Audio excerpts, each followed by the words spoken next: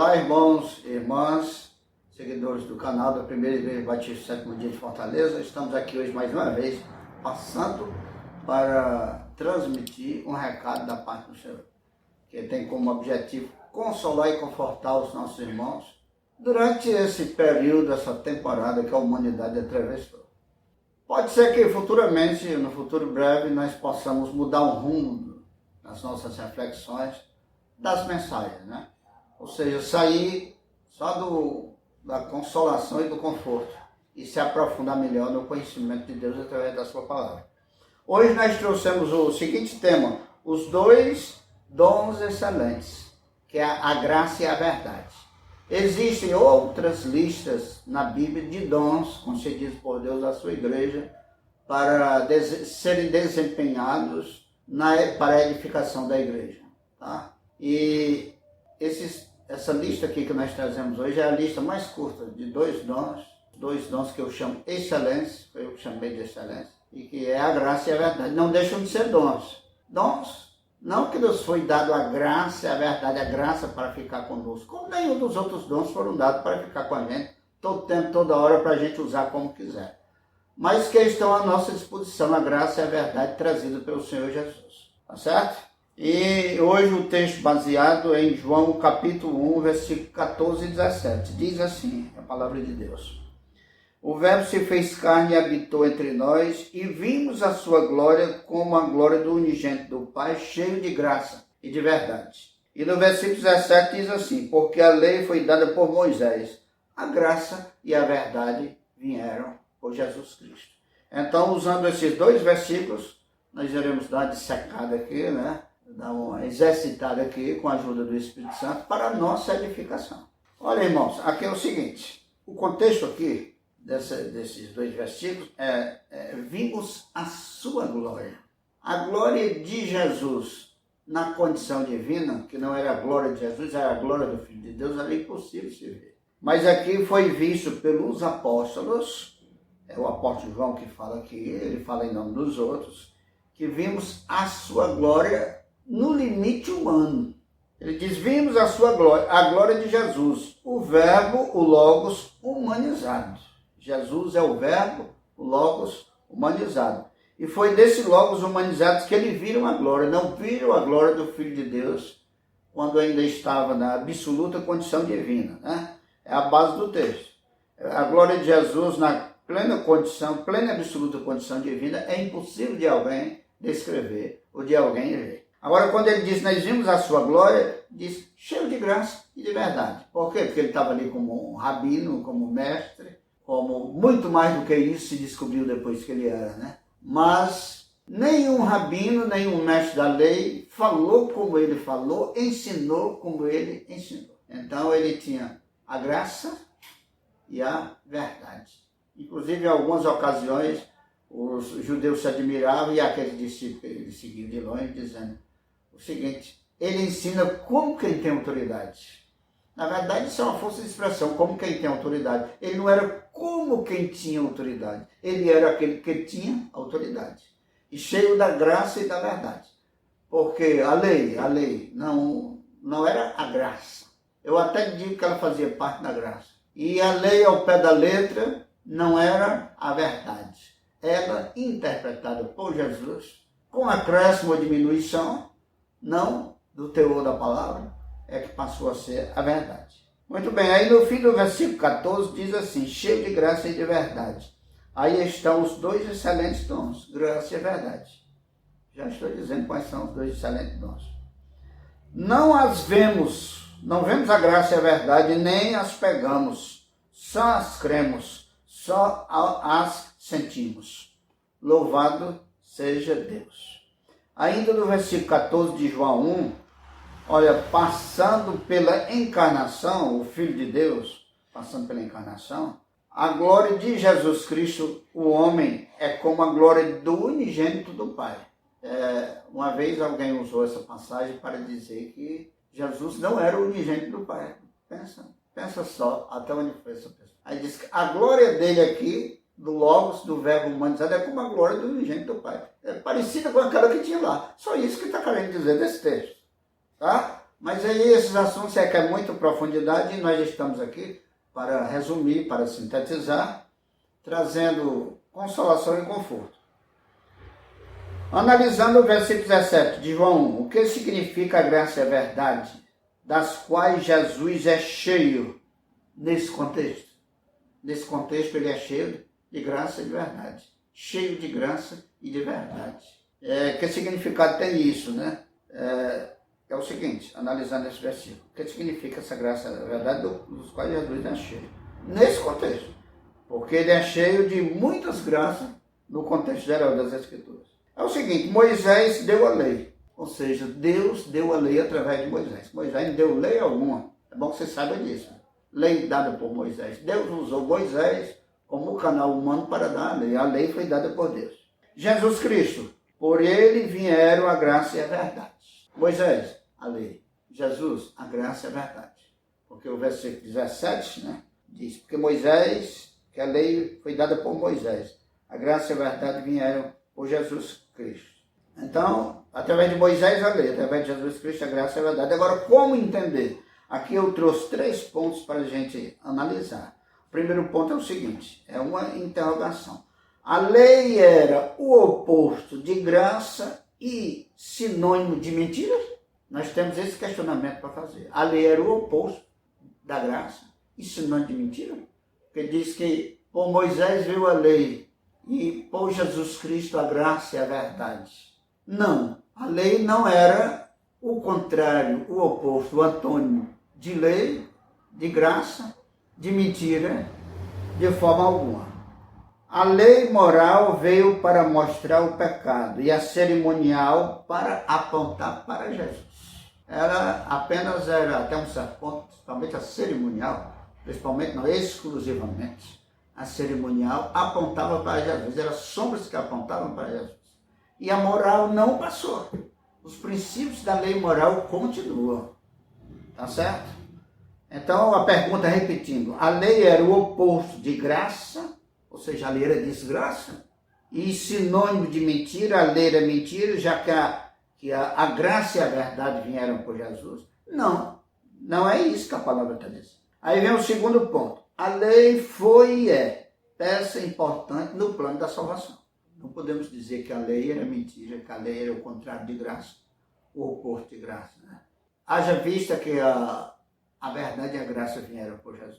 A plenitude da graça e a plenitude da verdade. Porque ele é a plena e absoluta e perfeita revelação de Deus. Então a lei foi peça importante no plano da salvação? Sim.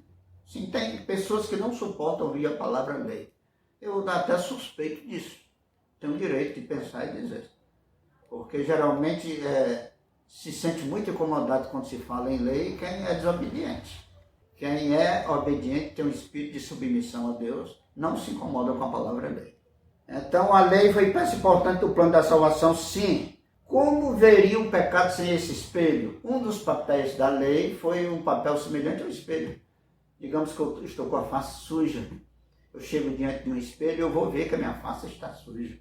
Então eu corro para a água, corro para o chuveiro, corro para o banheiro e vou me banhar, vou me lavar, vou me limpar. Então um dos papéis da lei moral é esse aí.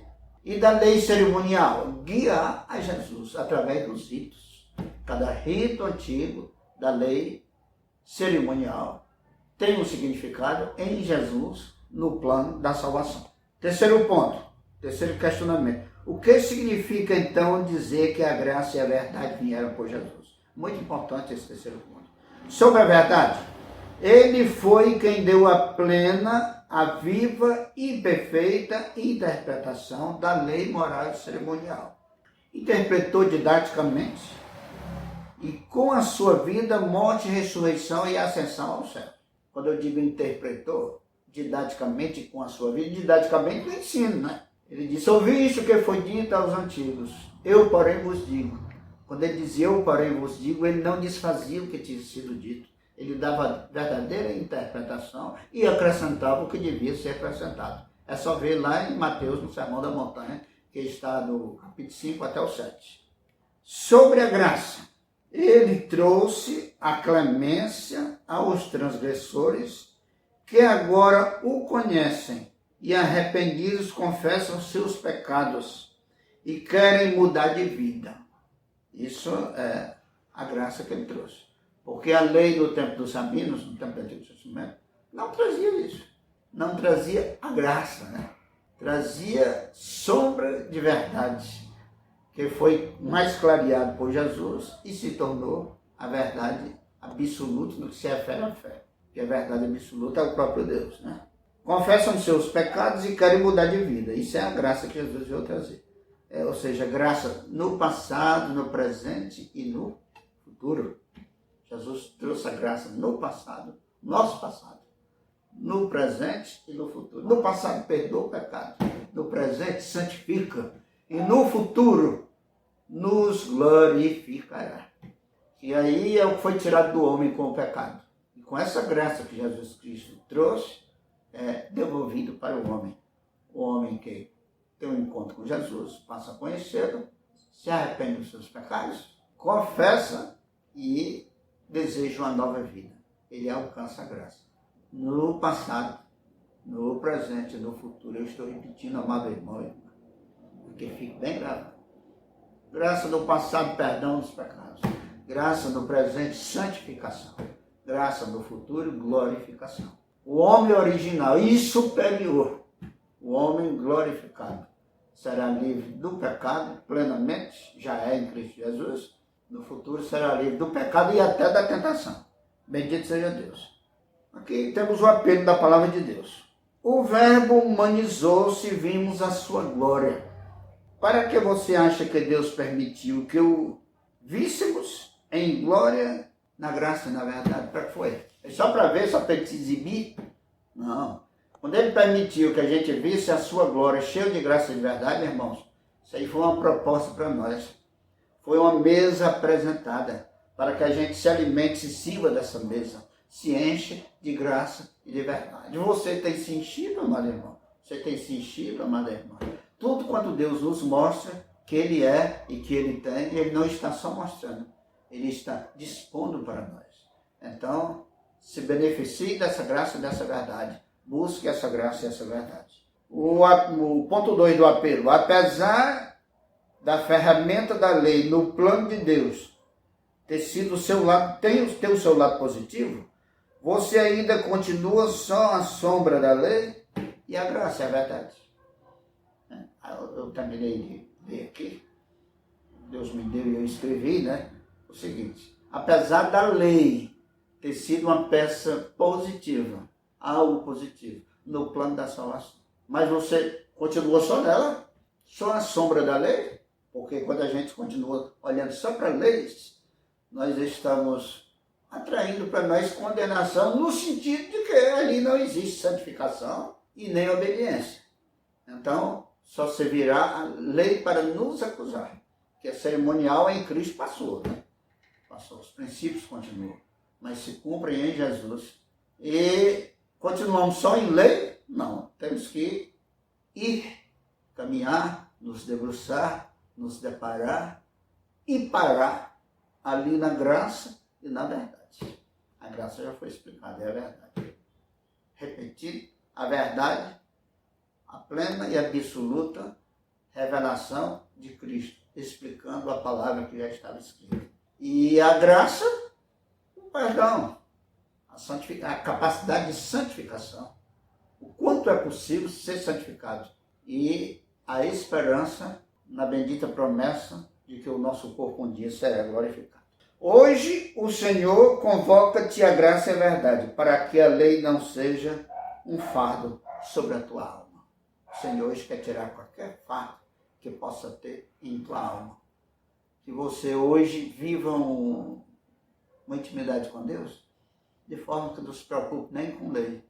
Viva na graça e na verdade, e aí a lei fluirá de dentro da sua alma, de dentro da sua vida, do seu ser, em forma de obediência a Deus.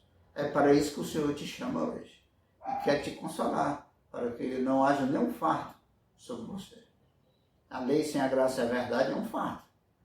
Mas com a graça e a verdade, ela é leve, a lei do Senhor é perfeita, é conforto para a nossa alma, em Cristo Jesus. Então, amado irmão e irmã, esse é o recado que eu trouxe da parte de Deus para a nossa reflexão. É muito profundo, mas nós conseguimos falar assim de uma forma bem sucinta, né? Resumida, objetiva. Que Deus em Cristo Jesus te alcance pelo Espírito Santo, te console, te conforte. E se você se sentiu edificado com essa palavra de Deus hoje, compartilhe com outras pessoas. Esse é um dos princípios do Evangelho de Jesus Cristo. A gente não fique com a revelação só para nós.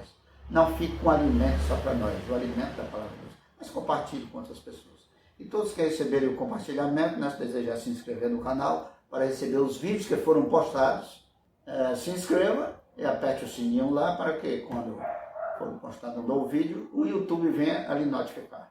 Que Deus em Cristo Jesus te abençoe, irmão. Que Deus em Cristo Jesus te abençoe, irmã.